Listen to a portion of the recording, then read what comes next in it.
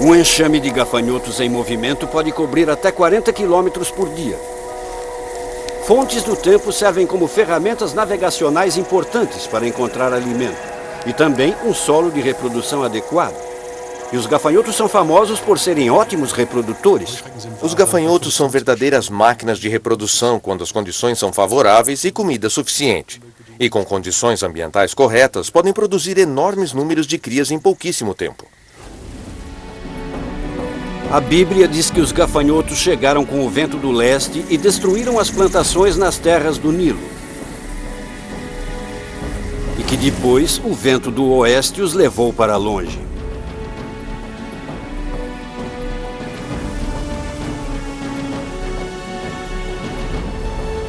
Como o movimento dos gafanhotos é governado pelas correntes aéreas, a oitava praga, junto com a chuva de granizo, podem ter sido parte de uma reação em cadeia ecológica maior causada pelos eventos em Santorini. Se as cinzas vulcânicas do Terra criaram uma grande tempestade de granizo, então o sistema de baixa pressão que acompanhou a tempestade pode ter carregado grandes enxames de gafanhotos. E à medida em que as cinzas foram se acumulando, o céu provavelmente deve ter ficado escuro. A próxima praga que aparece na história da Bíblia descreve este cenário. E a escuridão se espalhará pelo Egito. Êxodo, capítulo 10, versículo 21.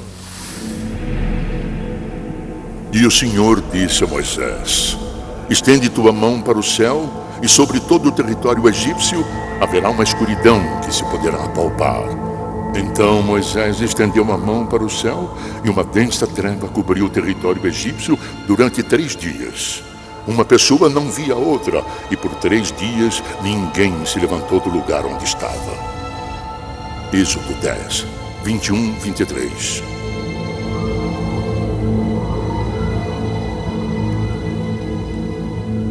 Um eclipse total do Sol é uma das explicações possíveis para a 9ª praga.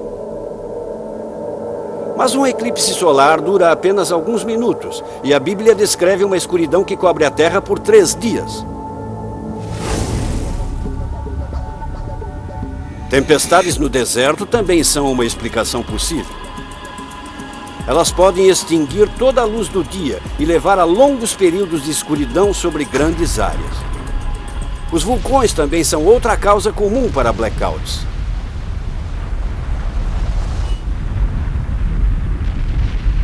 A poeira vulcânica e cinzas espirradas no céu bloqueiam a luz do dia.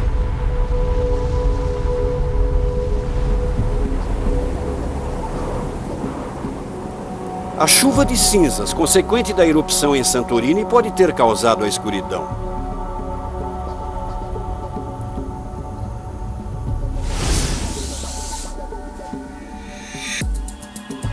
A evidência ligando a tragédia do Santorini a pragas relacionadas ao tempo é muito tentadora. Mas seria plausível?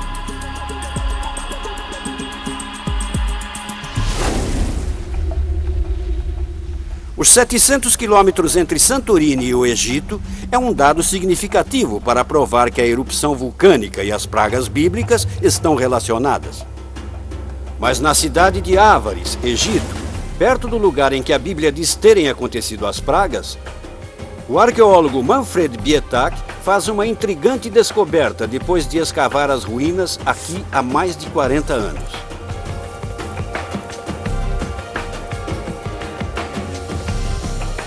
Este local poderá fornecer uma ligação importante entre Santorini e as pragas. Enquanto procura entre as camadas da história egípcia, ele descobre pedras incomuns entre as ruínas e a terra.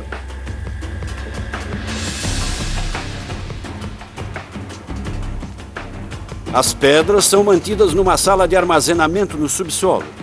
Elas parecem ser pedras pome, pedras porosas formadas a partir de lava resfriada. Como não há vulcões no Egito, Bietak acredita que isso possa ser a evidência física de que a chuva de cinzas ocasionada pela erupção em Santorini havia chegado realmente às praias egípcias.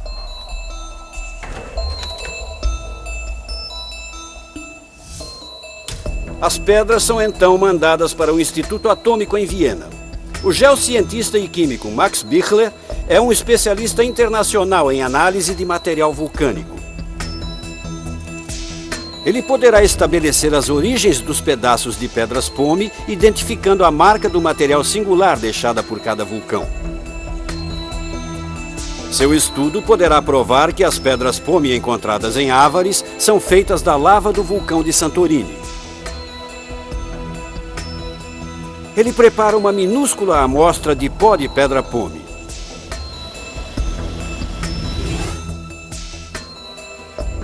A amostra, então, é bombardeada com nêutrons dentro de um reator. Isso transforma os elementos químicos na pedra pome em isótopos radioativos. Depois, um espectrômetro gama mede a concentração de isótopos para revelar a constituição química da pedra. Bichler analisa os dados. Baseado neste perfil químico, ele garante que a amostra de Ávares veio certamente de um vulcão, o Thera, nas ilhas de Santorini. Esta amostra de pedra pomes de Ávares está relacionada à erupção minoana, e percebemos isso pela sua constituição química. E isso se aplica à maioria das amostras de pedra pomes que temos recebido até agora dessa localidade.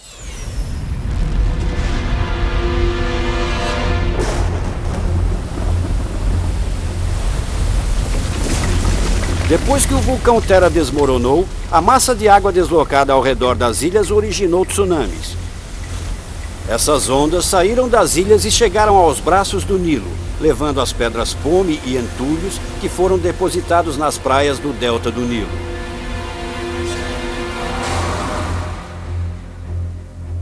O resultado positivo do teste da pedra pome de Ávares está um passo mais perto em direção a estabelecermos uma ligação entre a erupção do vulcão de Santorini e, mais tarde, as pragas relacionadas ao clima descritas na Bíblia. Mas duas perguntas importantes ainda não foram respondidas. Quando a erupção ocorreu? Ela coincide com a data do êxodo bíblico?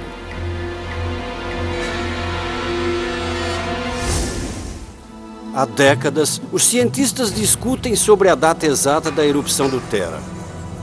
Alguns dizem que ela aconteceu por volta do ano de 1620 a.C. Outros dizem que ela data de 1550 ou 1500 a.C. A resposta para esta discussão está na própria cratera do vulcão.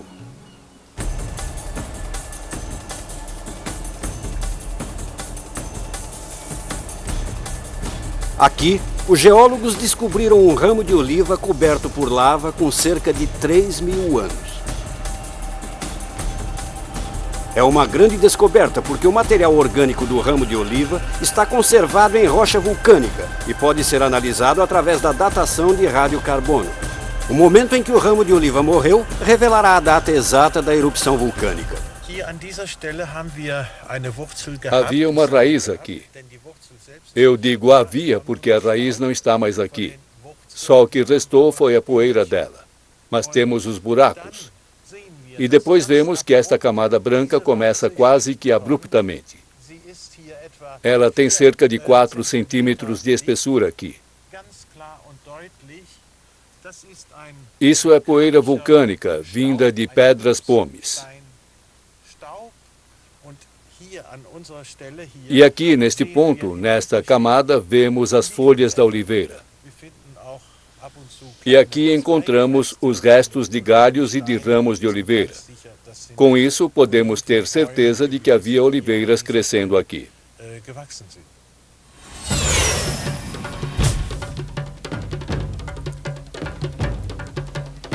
A datação por radiocarbono da amostra do ramo permitirá que os cientistas datem com precisão a erupção do Thera.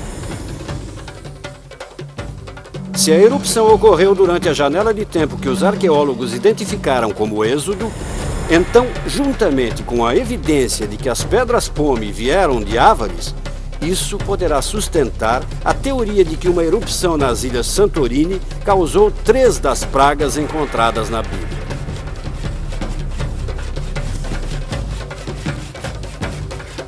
Eles procuraram através da madeira escura para conseguir uma amostra para os testes, porque nenhum material valioso pode ser perdido. A amostra é enviada para o laboratório do físico Bernd Kromer, na Universidade de Heidelberg, na Alemanha, para testes. A madeira é quebrada em seções menores, limpa e depois posta em um tubo de quartzo selado a vácuo. Eles queimarão todos os elementos orgânicos para que só reste puro carbono.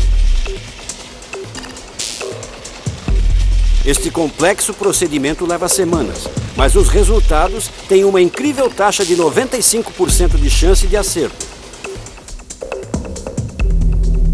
Finalmente, os resultados chegam. Medimos 2 amostras em separado do segundo ramo de oliveira, como fizemos com o primeiro. E essas medidas confirmam que a erupção vulcânica ocorreu no século 17 a.C. e não no século 16 a.C.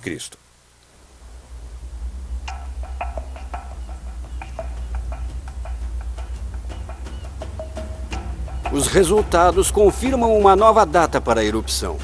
O vulcão de Santorini explodiu em algum momento entre 1630 e 1600 a.C. Esta data tem consequências enormes para a teoria ligando Santorini e as pragas bíblicas. Para muitos historiadores, a data simplesmente é de cedo demais. Eles acreditam que os 2 eventos aconteceram bem longe um do outro. O problema em ligarmos as explosões do Santorini com o Êxodo é que existem pelo menos 100 anos de diferença entre os 2 acontecimentos, se não mais. A erupção do Terra foi redatada e aconteceu provavelmente por volta de 1628 a.C. E 1628 significa que o Êxodo e a erupção estão separados por 200 anos, segundo a Bíblia. Mesmo se disséssemos que o Êxodo aconteceu em 1250 a.C., que é o que a maioria dos arqueólogos diria, então a erupção em Santorini e o Êxodo estariam separados por mais de 4 séculos. É muito tempo. Podemos fazer o que quisermos, mas nenhum historiador ou arqueólogo vai comprar esta história. Muitas pessoas vão dizer, isso está se estendendo muito. Mesmo assim, outros estudiosos permanecem confiantes de que existe uma conexão entre a enorme erupção vulcânica em Santorini e as pragas bíblicas do Egito. Sua eterna busca por provas é apenas mais uma tentativa de investigação para ligar as primeiras 9 pragas bíblicas com explicações científicas plausíveis. As pragas de 1 a 9 refletem o conhecimento ganho através da experiência. Chamamos isso de conhecimento científico experimental, combinado com conjecturas. Na escola do templo em Jerusalém, eles pegaram um fenômeno que achavam que aconteceu e que sabiam que acontecia raramente e tentaram explicá-lo. Voltaremos a seguir com Especial Deal.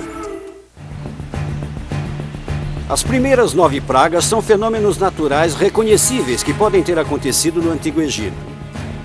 Não num evento miraculoso, mas sim durante o curso de gerações. Mas a última praga não se encaixa nesse padrão. A última praga, a morte dos primogênitos, permanece um enigma. A Bíblia retrata as 9 primeiras pragas diferente da última. Pouquíssimas pessoas morreram devido às 9 primeiras pragas. A chuva de granizo matou algumas pessoas e em nenhuma outra há registros de mortes. Mas a 10ª praga tem algo de diferente por causa das mortes. E isso certamente será lembrado no resto da Bíblia, de uma maneira que as outras 9 não serão.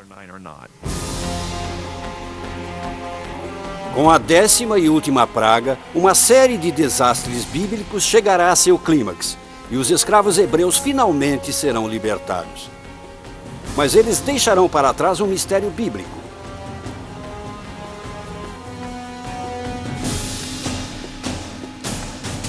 No livro do Êxodo, no Antigo Testamento, o relato da 10ª praga é mais detalhado do que qualquer outro. Ele fala do golpe final de Deus contra o faraó e contra o Egito para libertar os hebreus. Deus, conhecido pelos hebreus simplesmente como Yahvé, dá a Moisés um plano detalhado. Moisés vai até o faraó e lhe dá o último aviso de Deus. Todos os primogênitos do Egito morrerão. Êxodo, capítulo 11, versículo 5. Assim diz Yahvé: à meia-noite eu passarei pelo meio